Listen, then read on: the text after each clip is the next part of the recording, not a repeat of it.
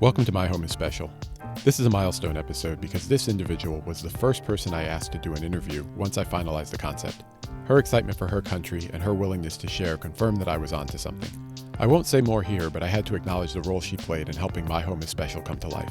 To her, I say thank you. To you, I say, enjoy this episode.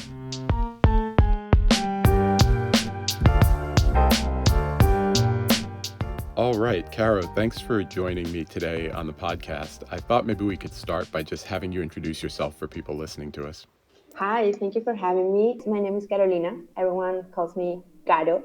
I'm from Chile. I'm a journalist, and I'm originally from Chile, but now I live in New York. I have been living here for a year and a half now, and I work in UX. That's why I moved. Caro, the diversity of people I have planned for all of these episodes is one of the things that I think makes it really special. And that's one of the reasons I really wanted to have you on the project, because I know you from sort of a different way than I know a lot of other people. We met back in 2019 when you came to town for a festival, and I was running my little side hustle on Airbnb as a photographer. And honestly, I've always wanted to know, why did you book me? That's a good question. So I love traveling. That's my favorite thing in the world. And most of my trips, I do them by myself. I love solo traveling for many reasons. You get to know cities so much better when you're by yourself. You get to know yourself a lot when you're on these trips. But one of the disadvantages of solo traveling is that you get really bad pictures of amazing places. So I think the first time I booked an Airbnb experience was probably the same year, but a few months earlier. I did that in Rome. And I booked this Airbnb experience where you would go to different places that you wouldn't normally see if I had done it by myself. And you took amazing pictures. So starting there, I do that on every single trip. And your experience caught my attention because it was different. It was not only pictures, photographs, but it was a graffiti tour of places that were not really touristic for me, or that I wouldn't have had on my list for my second time in Chicago. But I thought it was something cool that I could do. I could learn something different and get a bunch of very cool pictures also. So that's why I booked it.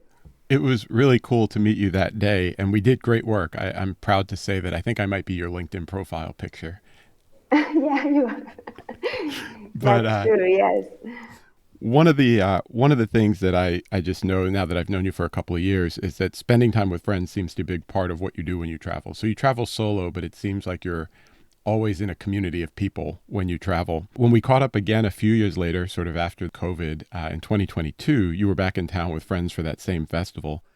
And I was curious, are there other places that you hit on a regular basis, or are you always trying to explore new things? And how do you balance the two?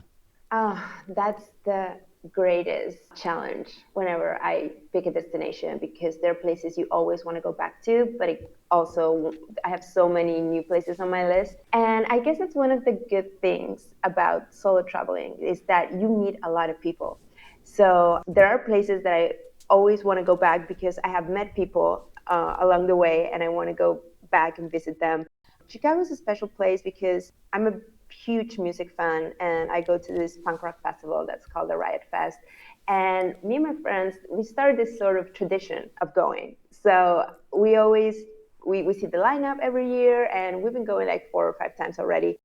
So I guess it's going to be one of those places I always go back to. And the festival is just an excuse, or is it the other way around? I always try to figure out, is I'm going this because of the festival or the city? And that happens for me with different places for different reasons. I've been to Berlin probably 5 or 6 times because I have very good friends over there. Before moving to New York, I was here probably 8 or 9 times. That was one of the perks of working for an airline back then.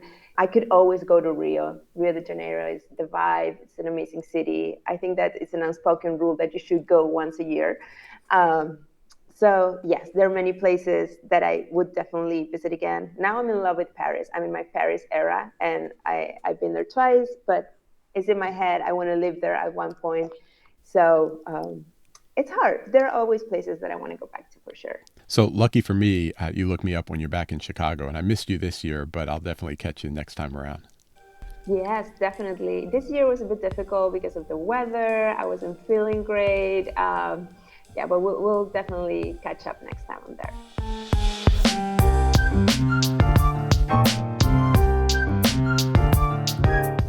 So, Cara, I want to ask you, as someone who's never been to Chile, I thought of you immediately when I decided to go, and I figured I would just start by asking you what were some of the can't miss places. And in all honesty, you were probably the first person I spoke with about the trip, and you gave me such a long list. I was like, oh man, I've got to find people in every country because they know what to do. Can you talk a little bit about the special places that you told me about and the places I should try and see while I'm there? Definitely. And you're going to have to do some editing here because I can talk about my country for hours and hours. So I'll try to keep it brief. But I think I gave you a list of 3 or 4 places that are my favorite. The first one I think I mentioned, I think I'm going from north to south, is the Atacama Desert. I think that is a very unique experience. It is a magical place. I always say that it has some like a spiritual element to it. The vibe is so unique. It is the driest desert on earth, first of all. You will see the clearest skies in the world there. There's no pollution. You have over 300 days a year with clear skies. So it's one of the best places in the world to see the stars and go to astronomy tours. And it's very high. You will see altiplanic lagoons at 4,000-meter high, but you also have geysers and oases with natural hot springs in the middle again of the driest desert on earth. So it's a really unique place, and I would definitely recommend it. Now, let me ask you, the first time you went there, did you go on one of your solo trips or did you go with family? The very first time I went there, I was 17 and I went with my high school class. It was a high school trip. And I loved it. We had the best time. It was, of course, a very different experience than when you go years after that as an adult. But and I came back. Oof, it took me a lot of years to come back for many reasons. But when I was back again, the first question that I asked myself was, why did it take so long for me to come back? This is amazing. And I've been back a couple more times since. So, Caro, moving from north to south, you also recommended another place that was just really special to you. Maybe you can share that with folks. Yeah, Istorana is one of my favorite places in Chile. It's always hard to recommend that to people who are going to Chile for a limited amount of time because it is far. It is a 5-hour flight from Santiago. It's an island that's 4,000 kilometers away. It is very isolated. And it is so isolated that when you do like the main hikes and you get to the highest point of the island, you have an uninterrupted view, like a 360 view of the ocean because there's nothing close to it. But that makes it very special because the local culture, the Rapani culture, it's very unique. The music, the art, the culture, and of course, all the mystery surrounding the moais. I don't know if you have heard of the moais. These are the huge statues that you can find all over the island. These are like 4 or 5 meter high statues made of stone that you see all over the place. And I think there isn't still like an answer of how the locals moved them around like hundreds of years ago from one place to the other. And you see them lined up in different places. It has like a spiritual sense to it. The landscapes are amazing, and it is my favorite sunrise in the world so far. Caro, you mentioned the sunrise there, and I was curious, is there one place in particular where the sunrise is really special on Easter Island? Well, for me, Tongariki is where I saw the most magical sunrise ever. And Ahu is the places or the altars that are spread throughout the island where you will find moais, right? And in Tongariki, you find the biggest one. You have 15 moais lined up, one next to the other. And the greatest experience is when you get there at 5 a.m. before the sun comes up and you wait for the sun to come up.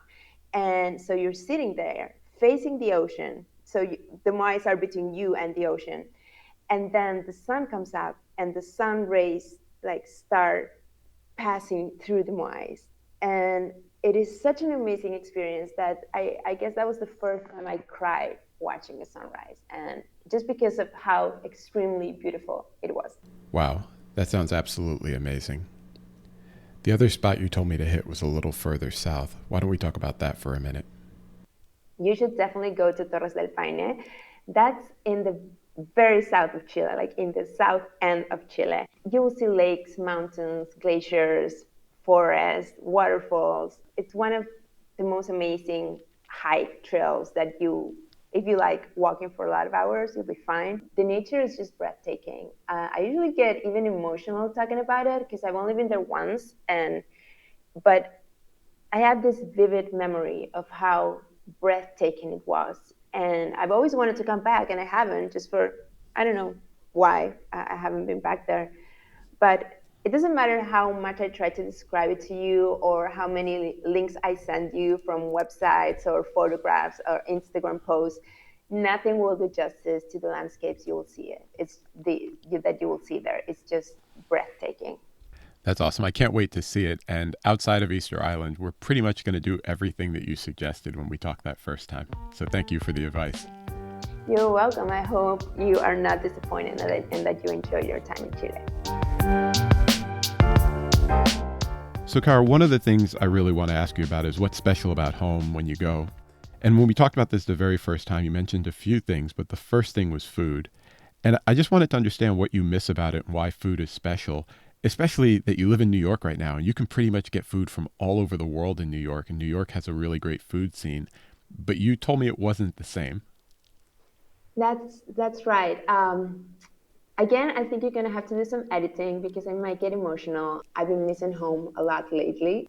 Yes, food is hard. Chilean food is hard to find here. I know New York, you can find food from everywhere, right? But the Chilean community here is not as big as other communities. So in New York, you see a ton of Mexican restaurants, Dominican food, Asian cuisine, but I haven't found like Chilean restaurants, right? So it's not so easy to find our food and the snacks. I miss the snacks. I miss the bread. I miss the pastries. I miss pretty much everything. But more than the food, because usually when someone that I know comes to New York, I ask them to bring me stuff. Like they bring Right, me like a whole bag of right. sweets and stuff. And I have like a special Chilean stash on my fridge. Like there's the whole section on my fridge that is full of Chilean snacks. But I don't even eat them because it's not just about the food. It's about who you share it with. It's about eating the food with your family and friends. Um, I'm not gonna cry. um, so I guess I miss the food, but mostly I miss eating that food with the people you care about.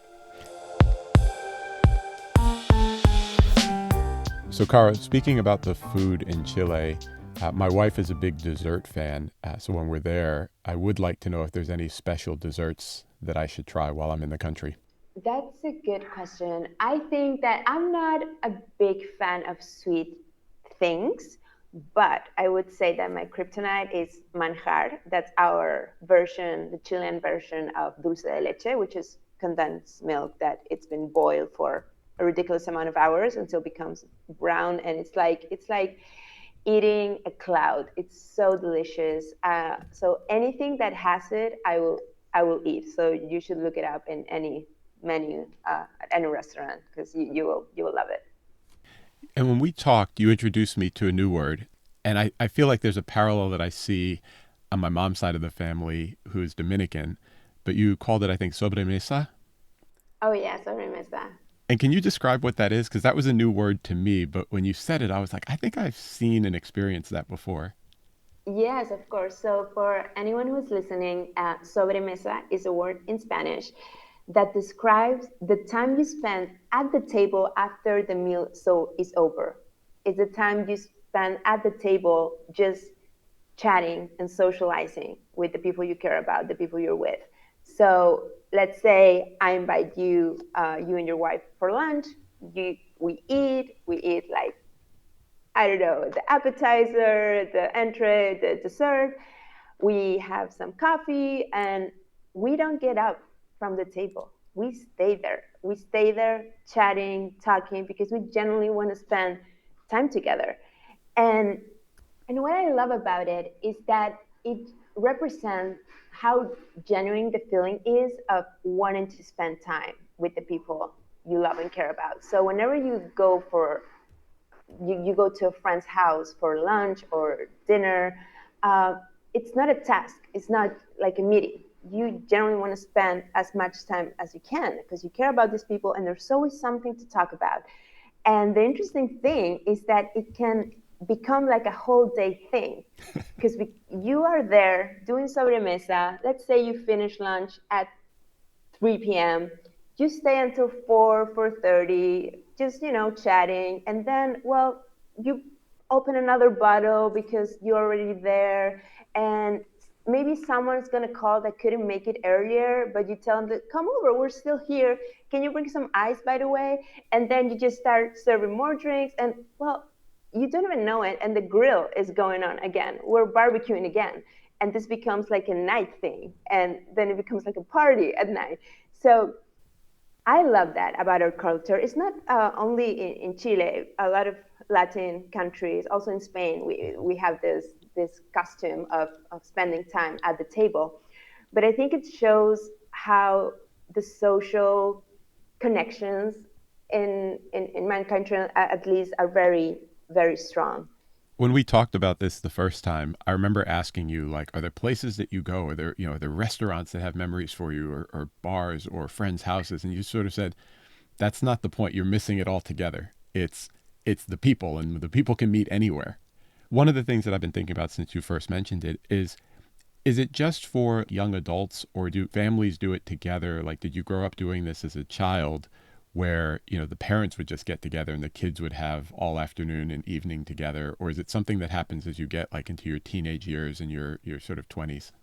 You will experience that at any age. I remember growing up and going to my aunt's house, and we had like a Sunday lunch, and then the sobremesa happened. Adults stayed, kids went for a nap, or almost like sleeping under the table or a sofa, or you went to your cousin's bed and took a nap, and then you wake up, and parents will still be there hanging out, and it happens now too. Like my friends have kids, and it's the same thing.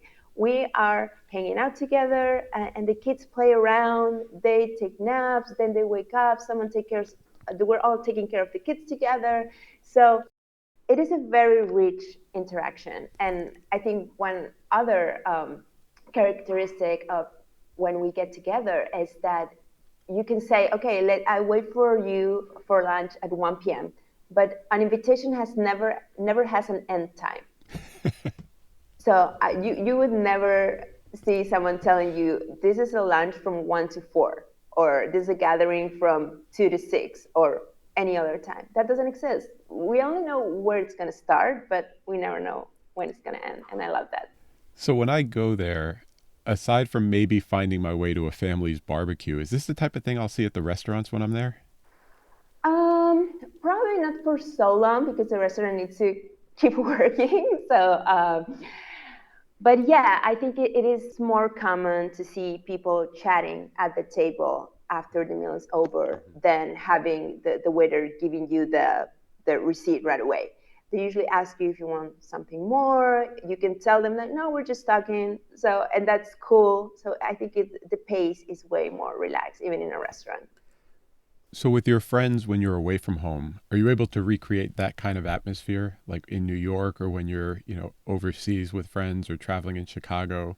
Or is it something that just feels different and hits different when you're home?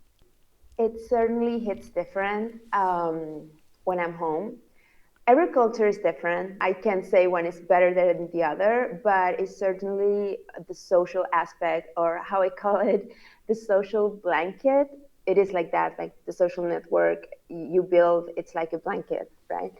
It's hard. It's been hard for me to find in New York and to recreate it here. But for example, when me and my friends from Chile meet in Chicago, we bring that over there. Mm-hmm. And it's really cool because we have the same interactions in a different city, which makes it even cooler. Some of the people that I've spoken with, and honestly, I saw it in the Black community here in Chicago and in my own life, says that, the people that you spend the time with become like family.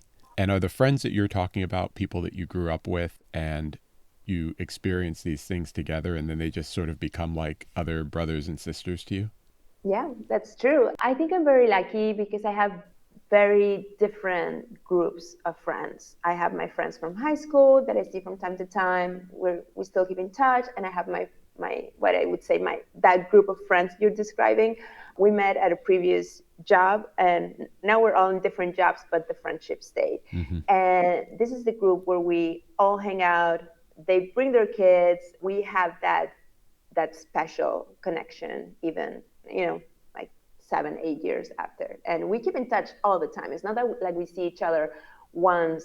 Well, now I don't get to see them as much because I'm here, but if we're all there, we probably see each other once every 2 weeks, once every 3 weeks. It's constant. Caro, one last thing I wanted to ask you about was I had seen your mom on your Instagram feed a while back, and you took her all over New York. And what stood out to me was not all the places that you took her, but you two seemed really close. And you had mentioned to me that when you were home, you and your mom went to one of the special places that you mentioned. Can you talk about that and how you're creating memories together now, now that you're grown and able to, take advantage of those places in ways that you may not have when you were younger? Yes, of course. That trip was very special to me because it was my first Christmas that I went to Chile to visit after moving to New York. So I really wanted to make that moment special. So I took my mom to the Atacama Desert. It's a place we both love, but that we haven't been in a while, the both of us. It was very different from the other times that I've been there because I went with my mom. She's 71 now. So the pace was very different. I had to adapt to her pace, her walking a bit slowly now. The hiking were slower. We spent more time on the hot springs than just hiking like crazy, like I would have done by myself. Right. So I think it was the first time that I took a trip with her, and her being in a more advanced age, and I think that's very beautiful too because you learn how to adapt to your mom's pace, right? Mm-hmm. And I think that takes a lot of empathy, takes a lot of compassion, and you become the one that's showing her the world. And 6 months later, she visited New York for the first time, and again, you saw a lot of pictures of us, and I show her around. She saw everything, but it took a while because Mm-hmm. it's very different when you see a city when someone who's is a bit older now. And I think it's a great learning experience just to take your parents and show them things that you like when you get to that point instead of having them showing you the world. I think that's a very beautiful moment. It is. And one of the things that I notice when I've been in similar situations is I almost see things that are familiar to me differently because I actually take the time to look instead of just like marching past it on a hike or marching past it towards a goal. You can actually like kind of stop and smell the flowers and just see what there is to see in a way that you wouldn't if you were by yourself. So it's a little bit of a blessing that you don't expect at the same time. That's true. That's true. I think as someone who enjoys traveling, I would say that it's very cool to learn new ways of traveling as you grow older. So I've traveled with friends, solo traveling with my mom, and I hope I can, get to explore more ways in the future. Well, Caro, we are heading to Chile in a couple of weeks, and I can't wait. And I can't thank you enough for all the advice. And you mentioned it earlier. You've sent us tons of pictures of things that I'm going to try and recreate when I get there. And now it sounds like I need to follow up with you and find out what type of sweets I should bring back to say thank you. But for now, I will say thank you for doing the interview today, and I look forward to catching up with you when we're back in February. Thank you for having me. This was so much fun, and I really hope you have the time of your life in Chile. Let me know how it goes, and if you need anything, please let me know. Thanks for listening to this episode of My Home is Special. Be sure to subscribe to the podcast so you get future episodes automatically. Go to myhomeisspecial.com for the occasional email update too. That's where links to photo galleries and a few other surprises will live. Be sure to follow KBev Photo on Instagram for behind-the-scenes footage during our journey, and it'll be in the stories. If you just want the photos, go to kbevphoto.com. There's a lot else on there to explore. For now, this is Keith, aka KBev, signing off. Peace.